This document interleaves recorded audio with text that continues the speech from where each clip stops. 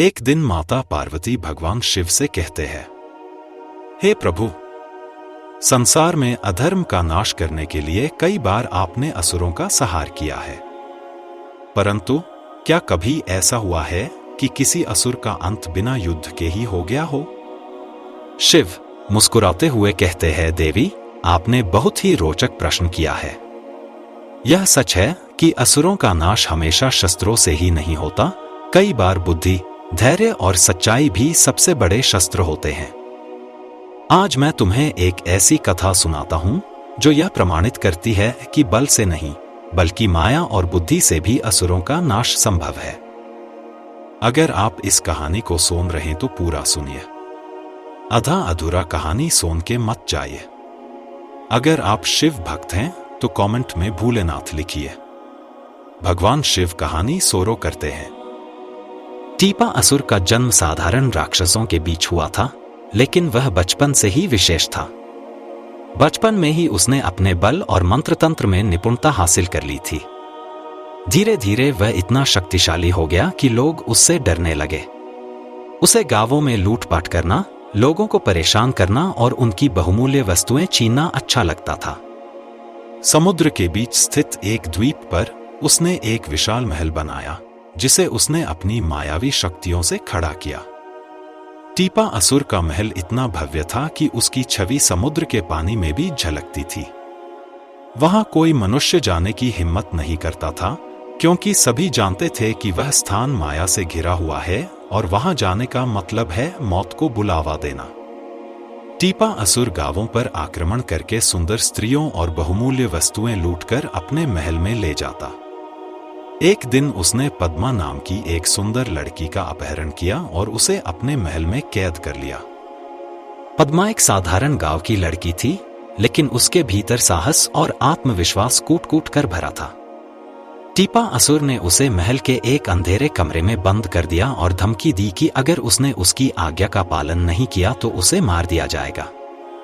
पद्मा ने अपने आप को असहाय महसूस किया, लेकिन उसने हार नहीं मानी। वहीं दूसरी ओर राजू नाम का एक युवा मल्लाह था, जो समुद्र में यात्रा कर रहा था। उसका परिवार वर्षों से नाविकों का काम कर रहा था। एक दिन जब वह अपने जहाज पर सवार होकर श्रीलंका जा रहा था, समुद्र में भयंकर तूफान आ गया। राजू का जहाज डूब गया और सारे नाविक समुद्र में समा गए। लेकिन किस्मत ने राजू का साथ दिया। वह तैरते तैरते किसी तरह एक निर्जन द्वीप पर आ पहुंचा। यह वही द्वीप था जहां टीपा असुर का महल था। राजू को यह नहीं पता था कि उसने किसके द्वीप पर कदम रखा है। वह भूखा और थका हुआ था, इसलिए भोजन की तलाश में महल की ओर बढ़ा। जैसे ही वह महल के पास पहुंचा, टीपा असुर ने उसकी गंध महसूस कर ली। टीपा असुर क्रोधित होकर बोला, यह कौन है जो मेरे द्वीप पर आ गया?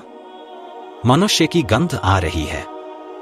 टीपा असुर महल के दरवाजे पर पहुंचा और उसने देखा कि एक युवक खड़ा है। राजू ने जब टीपा असुर को देखा तो उसकी रीढ़ की हड्डी में सिहरन दौड़ गई। लेकिन उसने अपने भीतर की हिम्मत जुटाकर कहा, हे महाशक्ति, मैं एक साधारण मनुष्य हूं। मेरा जहाज समुद्र में डूब गया और मैं यहां बहकर आ गया। मैं भूखा हूं और आपकी सेवा करना चाहता हूं। टीपा असुर ने सोचा कि वह इस मनुष्य को जीवित रखेगा और जब यह तंदुरुस्त हो जाएगा तब उसे मारकर खा जाएगा। टीपा असुर मुस्कुराते हुए कहता है, तुम यहां कुछ दिन रह सकते हो, लेकिन याद रखना, अगर तुमने मेरी बातों का उल्लंघन किया तो तुम्हारी जान से हाथ धो बैठोगे।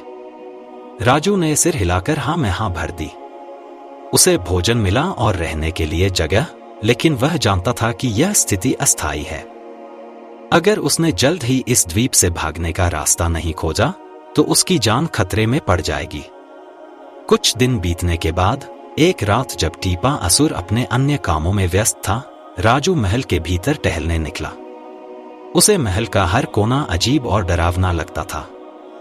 लेकिन उसकी निगाह एक कमरे पर पड़ी जहां से हल्की हल्की आवाजें आ रही थी। उसने धीरे धीरे दरवाजा खटखटाया।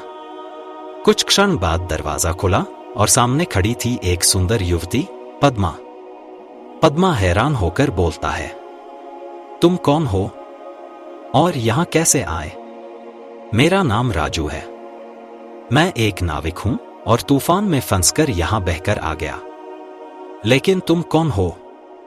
मैं पद्मा हूं। टीपा असुर ने मेरा अपहरण किया है और मुझे यहाँ कैद कर रखा है। राजू को यह सुनकर आश्चर्य हुआ। वह समझ गया कि पद्मा भी उसी की तरह इस महल में फंसी हुई है।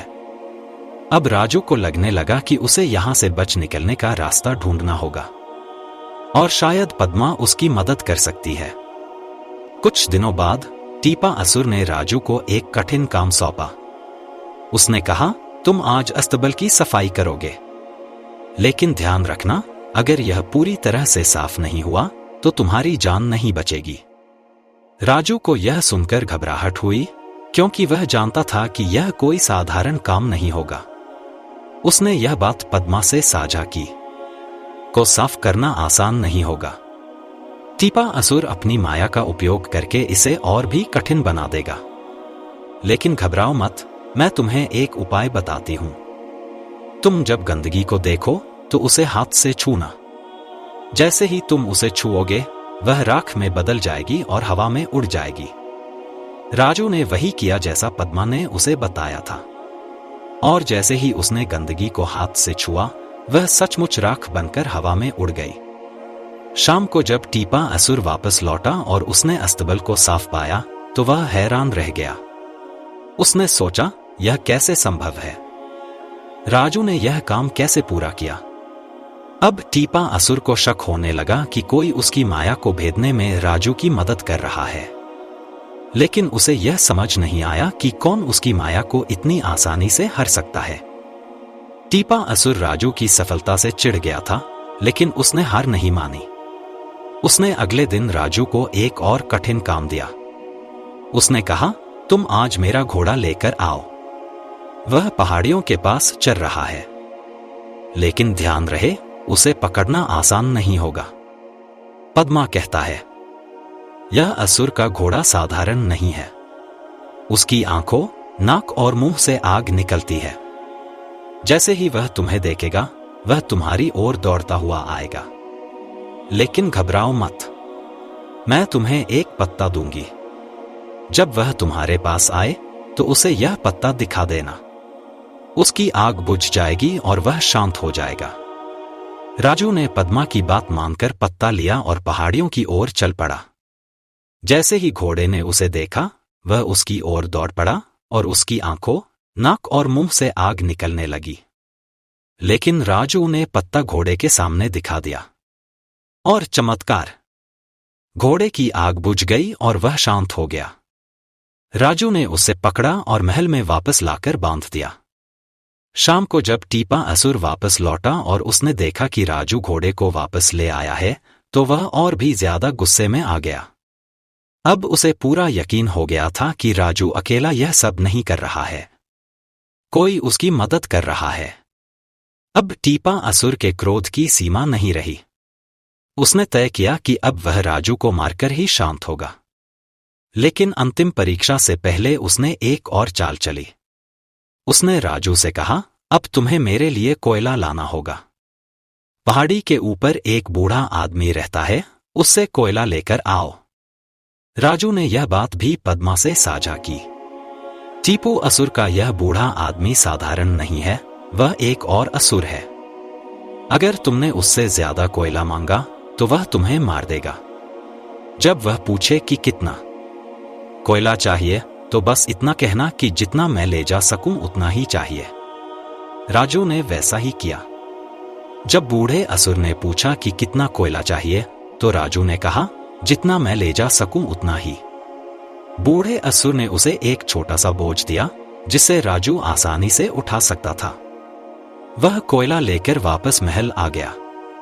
शाम को जब टीपा असुर ने देखा कि राजू कोयला लेकर आ गया है, तो उसका गुस्सा और बढ़ गया।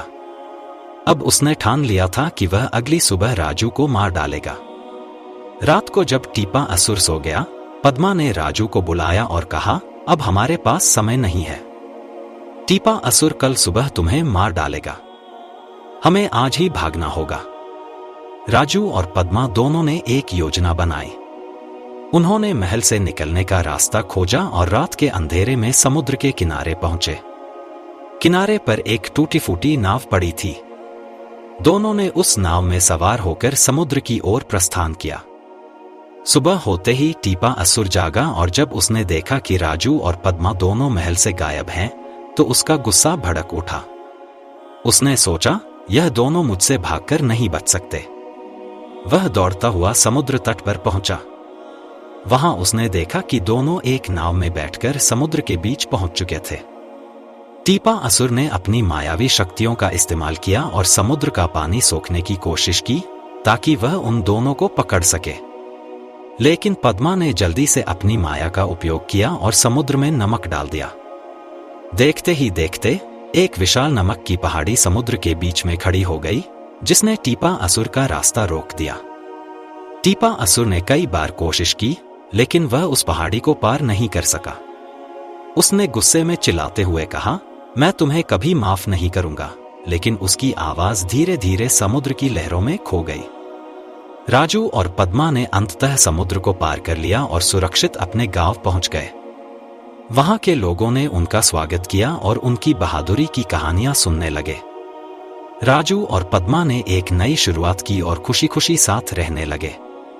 इस तरह एक मायावी असुर का अंत बिना युद्ध के केवल धैर्य, साहस और बुद्धि से हो गया। शिव ने कथा समाप्त की और पार्वती की ओर देखा और कहा, यह कथा यही सिखाती है, देवी, जीवन में केवल बल से ही जीत नहीं मिलती। बुद्धि, धैर्य और संयम भी उतने ही महत्वपूर्ण हैं। जब तक हमारे पास सत्य और साहस का बल हो, तब तक कोई भी माया या असुर हमारे सामने टिक नहीं सकता। पार्वती मुस्कुराते हुए सत्य कहा, प्रभु, यह कहानी हमें जीवन की बड़ी सीख देती है। जीवन में बल का महत्व है, लेकिन उससे भी अधिक महत्वपूर्ण है धैर्य, बुद्धि और सच्चाई। कठिन परिस्थितियों में भी सच्चाई और धैर्य से काम लेने पर विजय अवश्य मिलती है।